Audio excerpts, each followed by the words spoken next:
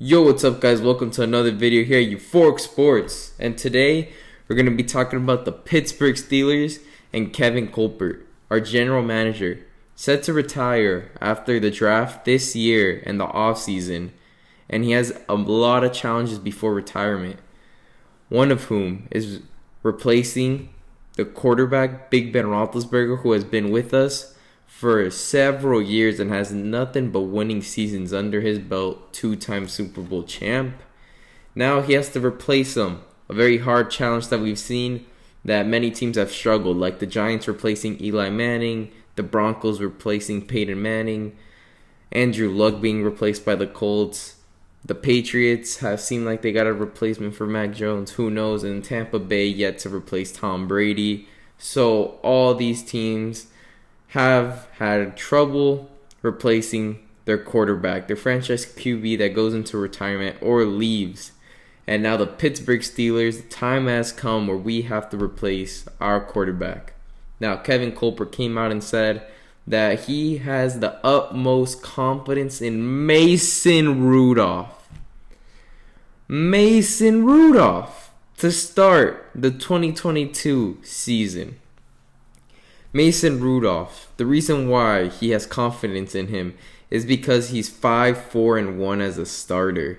Keep in mind that tie was the Lions, and I'm going to keep it as a loss. We're going to say 5-5 because you don't tie to a winless team.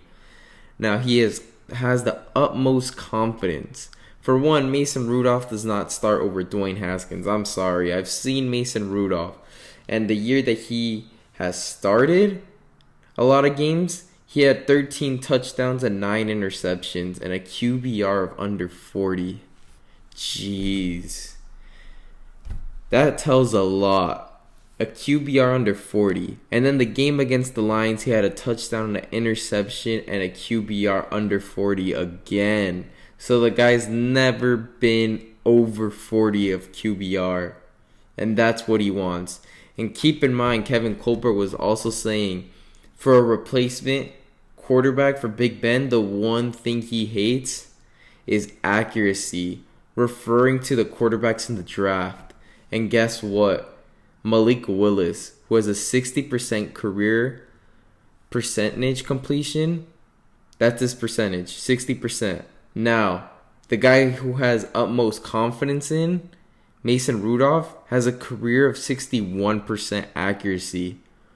So you're telling me you won't draft this guy, right? Because he's inaccurate, and that's the one thing that you don't like about quarterbacks, inaccuracy. But you got Mason Rudolph with 60% or 61%. So there's a 1% difference for Kevin Colbert between inaccuracy and accuracy. That 1%. Because Mason Rudolph has to be one of the most inaccurate quarterbacks I've seen. He's not mobile. He's inaccurate.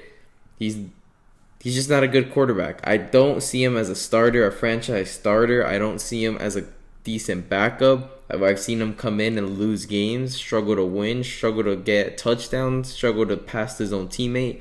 Because the guy had 9 interceptions. He had more interceptions than games played.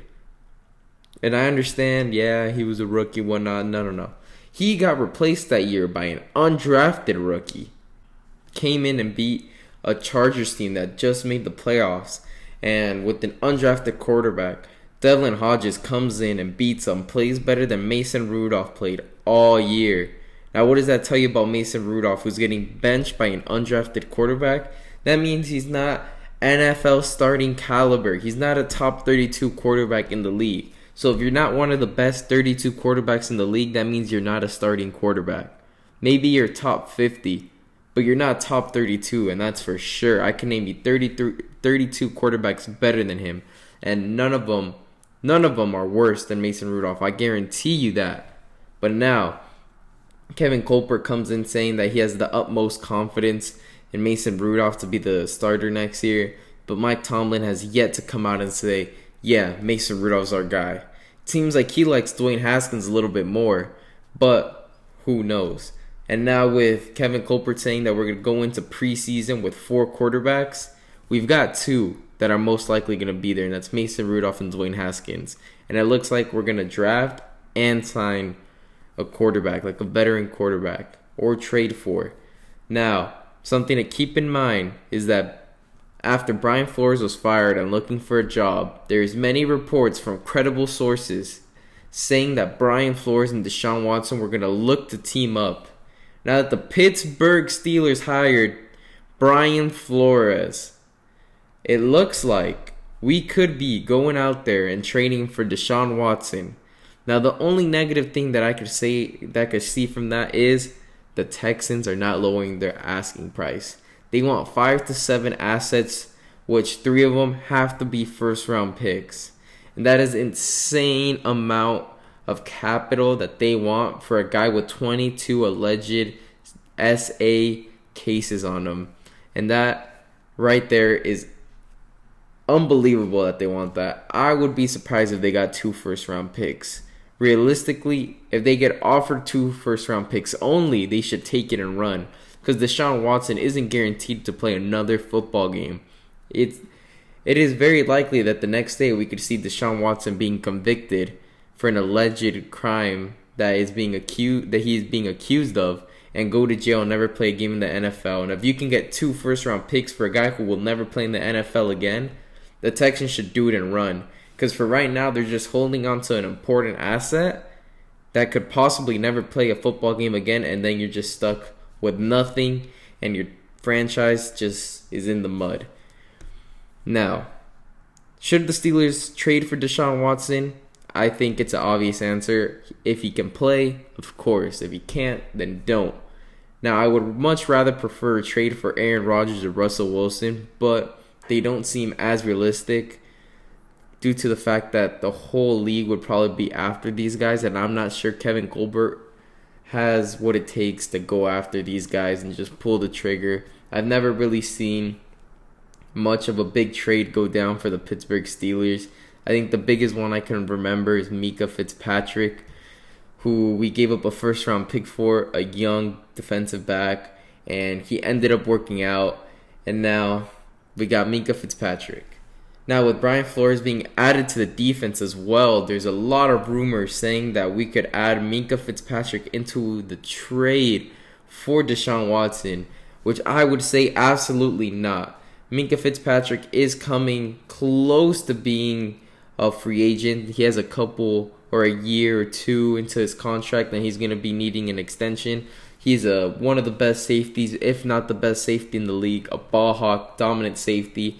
And we're going to have to pay him the bag. And they're saying that we don't want to pay him the bag. And Brian Flores is there now on the defensive end as a coordinator. Well, somewhat of a coordinator.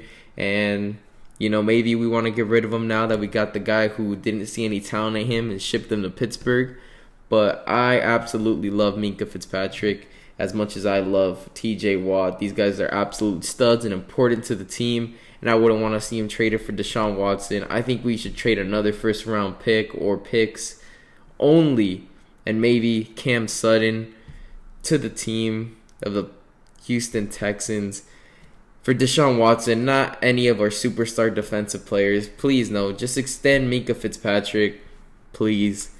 It would just be absurd to just trade Micah Fitzpatrick to the Texans and then Deshaun Watson never gets to play. I would be so pissed off.